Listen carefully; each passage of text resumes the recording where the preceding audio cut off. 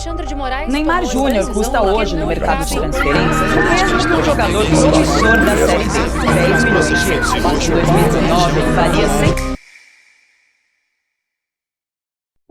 Você acorda para mais um dia, acorda cansado, pega uma condução, pega outra condução, chega no trabalho, faz o previsto, faz o teu e volta para casa.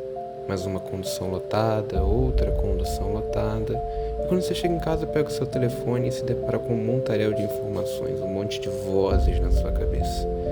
Vai dormir, acorda cedo de novo e todo o ciclo recomeça.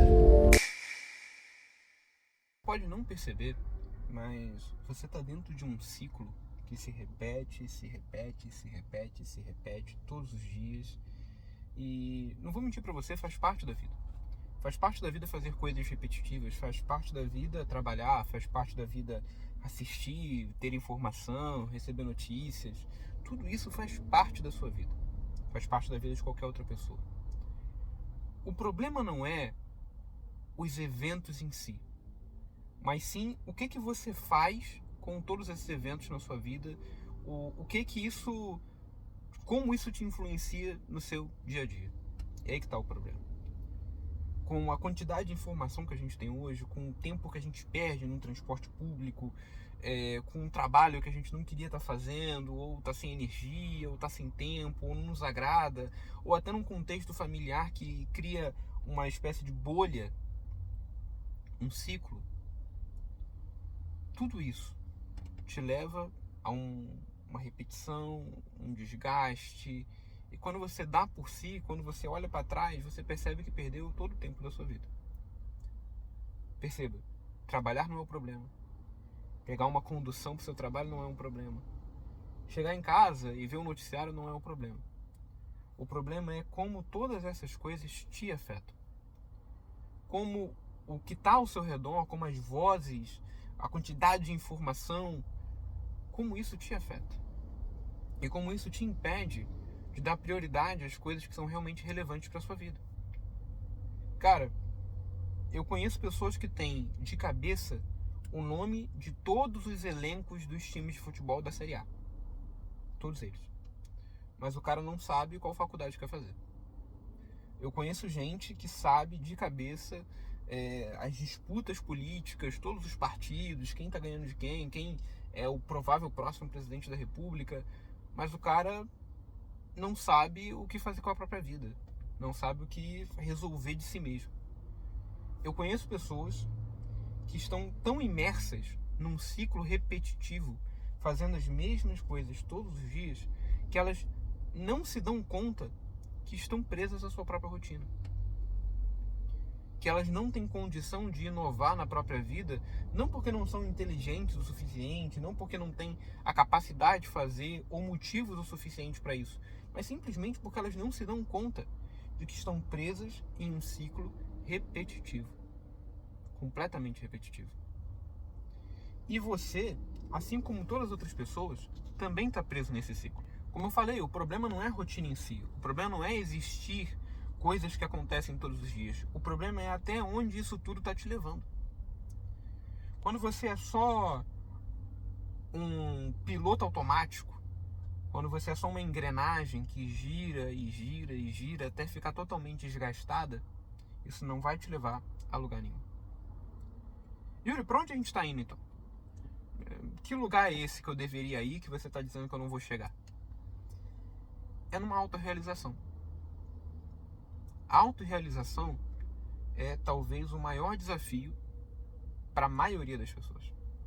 Estar realizada familiarmente, profissionalmente, emocionalmente, fisicamente. E a maioria das pessoas nunca vai ver o ápice de si mesmo, no sentido físico, no sentido intelectual, no sentido emocional, porque elas não se dão conta de que existe um espaço para melhora nesses aspectos. Por quê? Porque o ciclo da vida delas as impede de fazer coisas diferentes. Elas estão tão presas a um ciclo repetitivo que elas não conseguem fazer nada diferente daquilo que já fazem. E quanto mais vozes você deixa preencher a sua imaginação e a sua cosmovisão, que é a forma como você enxerga o mundo e a partir do qual você vive, quanto mais vozes você deixa falar na sua cabeça, e hoje com o celular você literalmente tem acesso à opinião de milhões de pessoas, bilhões de pessoas, você acaba ficando tão preso à forma como o mundo te define, a forma como o mundo trata a informação, a forma como os outros querem que você viva a sua vida, que você é incapaz de fazer algo diferente. Algo que mude isso. E quando você combina isso com uma série de problemas em decorrência de um trauma, em decorrência de uma dificuldade intelectual ou até cognitiva, que o leva a ter uma depressão, uma ansiedade, uma fobia de qualquer tipo, você acaba ficando tão preso a esses padrões que você busca uma espécie de zona de conforto ou lugar seguro para amparar o seu fracasso, o seu descaso e a sua falta de vontade. E passam-se os anos, acontecem coisas, o mundo muda, mas a sua vida continua da mesma forma. E você continua como um cachorro correndo atrás do próprio rabo. Até que chega um momento que você não aguenta mais correr. Até que chega um momento que a idade começa a pesar. As escolhas erradas que você tomou quando tinha 25, 20, 30 anos começam a pesar. O seu casamento já não está mais como era há anos atrás. A sua vida já mudou demais. E dar o passo para poder mudar, para poder se transformar, para poder transformar o mundo ao seu redor, torna-se uma missão quase impossível. Quase impossível. A boa notícia é que ainda dá para tomar uma decisão. Ainda dá para fazer alguma coisa. A boa notícia é que ainda dá para trilhar outro caminho. Ainda dá para fazer diferente. Ainda dá para inovar. Ainda dá para reprogramar a sua rota. E aqui não é papo de coach, eu não estou dizendo que você vai ficar rico, que você vai ficar milionário, que é só fazer uma série de 10 passos para a prosperidade que você vai mudar de vida. Não, cara, eu não estou preocupado com isso, até porque riqueza é algo extremamente subjetivo e muito dificilmente a maioria das pessoas no mundo vão ficar ricas. Não é lendo um livro, os 10 passos da prosperidade, que você vai ficar rico. Não é disso que eu estou falando aqui. Eu estou dizendo para você que se você escolher o certo, se você fizer o certo, se você se dedicar de verdade, você consegue mudar a sua vida, não pelo simples objetivo de ficar rico, de ter uma prosperidade financeira, mas simplesmente para poder olhar para trás e falar que viveu sem um arrependimento. Não porque você não pecou, porque todos nós vamos pecar e precisamos nos arrepender disso, mas porque você tentou ao máximo mudar de vida. Porque você tentou ao máximo ter um autocontrole, ter disciplina, ser uma pessoa motivada e olhar para os desafios como quem olha não para algo intransponível, mas como quem olha para algo que é só dar uma chance de tentar fazer diferente, que é só mais um jogo a ser jogado e se você fizer do jeito certo, você passa de nível. No fim do dia, a vida não tem um único propósito. No fim do dia, os ciclos que cercam a nossa realidade existem e estão ali porque tem motivos, porque existem coisas que precisam ser compradas, então a gente tem que trabalhar. Existem coisas que têm que ser feitas, então a gente tem que ir para o trabalho, a gente tem que estudar, a gente tem que se dedicar. Mas se a sua vida só se resume a responder às necessidades e não fazer algo a partir disso, cara, é uma vida muito triste. E é a vida da maioria das pessoas.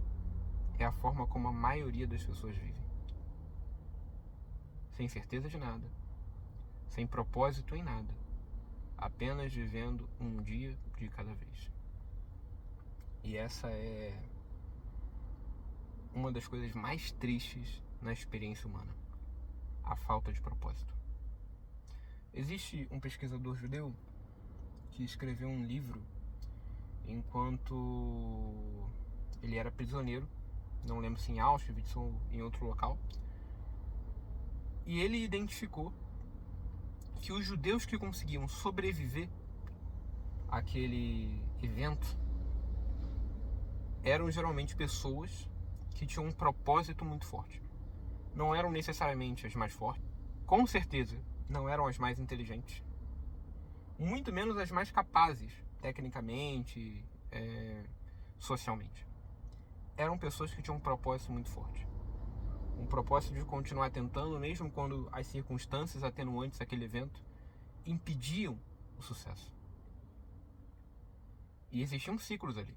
Ciclos de autodestruição, ciclos de negação da realidade. Mas quem tinha um propósito de verdade, mesmo que não encontrasse uma resolução boa para o seu futuro, conseguia suportar aquilo tudo, porque tinha um propósito. E muitos deles só encontraram liberdade real quando firmaram um propósito na sua mente. Então, esse vídeo é uma orientação para você ter um propósito forte. A vida vai bater, as coisas vão dar errado, ciclos vão aparecer, coisas vão acontecer. Mas tenha um propósito forte na sua vida. Tenha um propósito forte. Se você tiver um propósito forte, cara, as coisas... Você não vai ficar rico, mas as coisas começam a acontecer na sua vida. Talvez o maior exemplo disso, na minha opinião, é o exemplo bíblico dos apóstolos. Os apóstolos tinham um propósito muito claro: servir a Jesus Cristo. Os apóstolos não terminaram ricos, os apóstolos não terminaram com uma estabilidade financeira e emocional, mas os apóstolos viveram uma vida inteira, a partir do momento que encontraram Cristo até a sua morte, podendo olhar para trás e dizer que não correram em vão e nem se esforçaram inutilmente. E a minha expectativa para mim e para você que está me assistindo é poder chegar no final da sua vida, da minha vida, olhar para trás e dizer: não corri em vão e nem me esforcei inutilmente. Então, se esse vídeo te ajudou de alguma forma, se te serviu de alguma coisa, comenta aqui embaixo. Como sempre, curte esse vídeo, compartilha para poder ajudar outra pessoa. Mais uma vez, meu nome é Yuri Barcelos. Me segue lá no Instagram, tem o link das minhas redes aqui. E vamos crescer junto, que esse canal é para quem quer ficar firme na vida. Valeu? Fica com Deus e até a próxima.